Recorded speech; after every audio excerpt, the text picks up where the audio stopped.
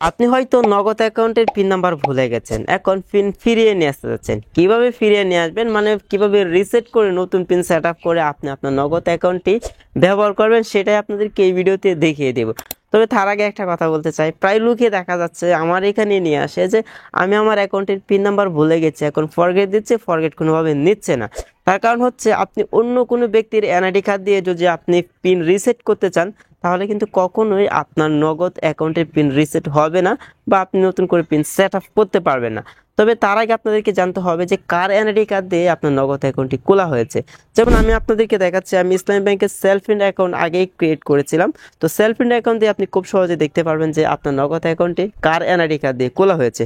এখান থেকে ফান্ড ট্রান্সফারে আমি আসলাম, তারপর এখান থেকে নগদ সিলেক্ট করব, তারপর এখানে আমি আমার নগদ অ্যাকাউন্ট নাম্বারটি দিয়ে দিচ্ছি, আপনি আপনার নগদ অ্যাকাউন্ট নাম্বারটি দিয়ে দিবেন।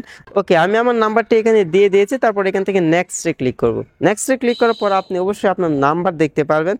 তারপর রিসিভার যে নাম আছে আর কি, মানে রিসিভার নেম, এই নেমের মধ্যে যার নামটা শো করবে তার এনআইডি কার্ড দিয়ে কিন্তু আপনার নগদ অ্যাকাউন্টটি খোলা।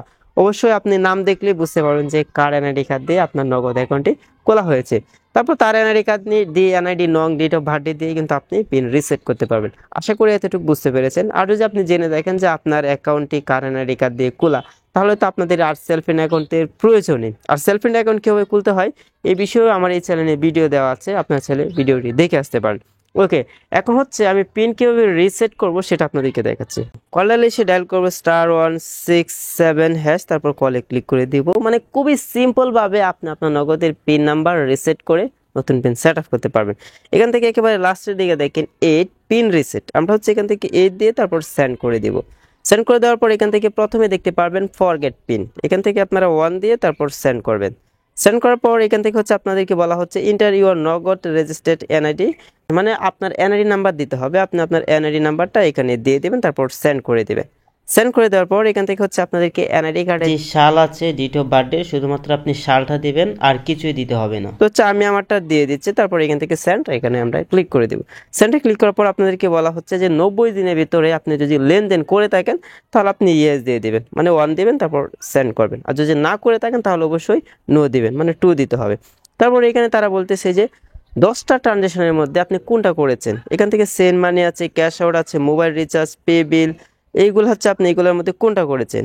তো এখান থেকে হচ্ছে আমি মোবাইল রিচার্জ করেছিলাম, এখান থেকে হচ্ছে আমি 3 দিব, তারপর এখান থেকে হচ্ছে আমি সেন্ড করে দিব। সেন্ড করে দেওয়ার পর আমি কত টাকা মোবাইল রিচার্জ করেছি সেটা তারা বলতেছে। তো আমি হচ্ছে 20 টাকা মোবাইল রিচার্জ করেছি, আমি 20 দিয়ে সেন্ড করে দিলাম। ওকে, তারপর আপনার ফোনে বা আমার এখানে এই মুহূর্তে একটা এসএমএস আসবে নগদ অ্যাকাউন্ট থেকে। এসএমএস এর মাধ্যমে তারা বলে দিবে যে আমাদের পিনটা রিসেট হয়েছে কিনা।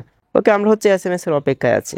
তো দেখেন আমার কিন্তু এসএমএস ইতিমধ্যে চলে আসছে। আপনাদেরকে যদি আমি একটু এসএমএসটা দেখাই, এটা ক্যান্সেল করে দিলাম। ওকে, এই যে দেখেন আমার কিন্তু পিন রিসেট হয়ে গেছে। তারা কিন্তু এখানে বলে দিয়েছে your pin reset request is successfully, please dial *167 set new pin 4 digit, মানে আমাদেরকে মানে 4 ডিজিটের পিন সেট করতে হবে। তো আমরা ডায়াল করবো *167, তারপর কলে ক্লিক করে দিব। মানে খুব ইজিলি আপনি পিন সেট আপ করতে পারবেন। ওকে, তো তারপরে যে দেখেন তারা এখানে বলতেছে pin set up inter new pin. এখন হচ্ছে আমাদেরকে নতুন করে পিন দিতে হবে। আমি আমার মতো করে পিন দিয়ে দিচ্ছি। অবশ্যই 4 ডিজিটের পিন আপনাদেরকে দিতে হবে। তারপর যেই পিনটা দিয়েছি সেম পিনটা এখানে আমি দিয়ে দিচ্ছি। ওকে, তারপর সেন্ডে ক্লিক করলাম। ওকে, আমাদের কিন্তু পিন চেঞ্জ হয়ে গেছে। এখন যদি আমি চাই ব্যালেন্স দেখতে পারবো, সবকিছু দেখতে পারবো, এবং আমি নগদে যে অ্যাপ্লিকেশন আছে সেখানে গিয়ে কিন্তু আমি লেনদেন করতে পারবো।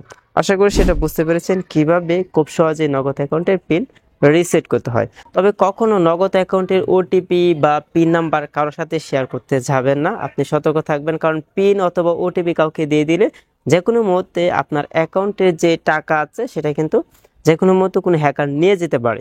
সেটার দিকে অবশ্যই আপনাদেরকে খেয়াল রাখতে হবে। তো সকলে ভালো থাকবেন। আমাদের চ্যানেল নতুন হয়ে থাকলে চ্যানেলটি সাবস্ক্রাইব করে রাখবেন।